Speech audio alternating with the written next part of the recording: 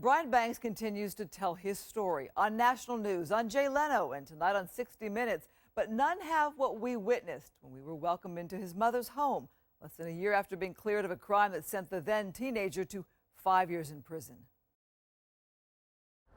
It's been like somebody's turned on my on switch, and I'm finally allowed to live.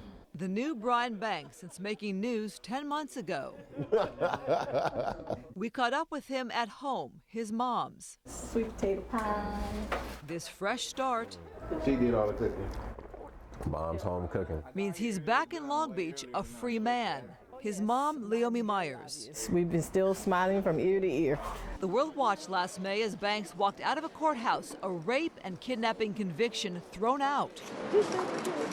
He even looks different.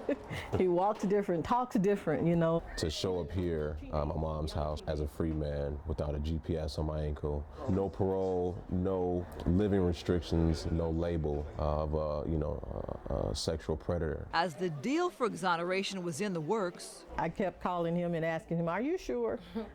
I just couldn't believe it. His mom had been through her own hell. Her boy was just 16 and a star football player at Long Beach Poly High when he was sent to prison for 5 years. Him taking the plea deal, me not knowing about it at first anyway. So then to hear it,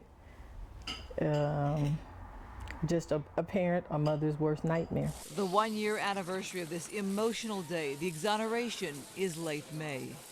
It's still work in progress of recovering.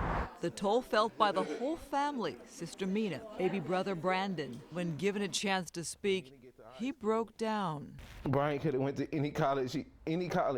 I was answering the calls. He was a big star, and just by him being who he was, I had dreams too. Even though Brian had been out on parole for 5 years, these brothers had never had this conversation. If he would have lost it in there, if he wasn't who he is and how he takes on situations, I wouldn't have been able to go on. Credit the California Innocence Project for winning Banks' exoneration after his accuser tried to friend him on Facebook, changed her story 10 years later, and there was no DNA evidence.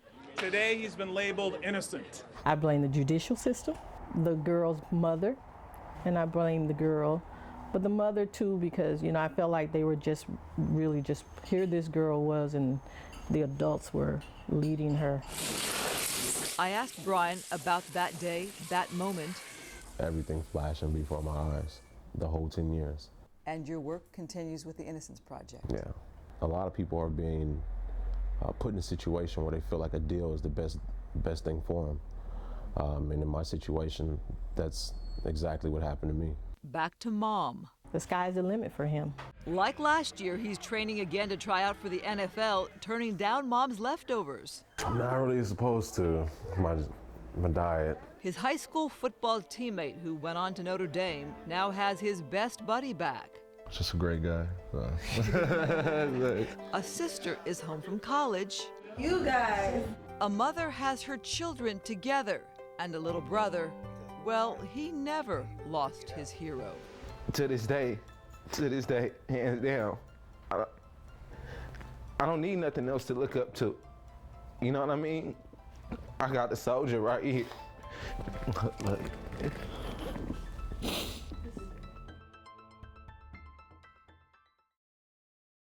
Banks is working on a documentary, and the California Innocence Project is working on a march to bring attention to others wrongly imprisoned. For information, go to our website, myfoxla.com. I'm Christine Devine, Fox 11 News.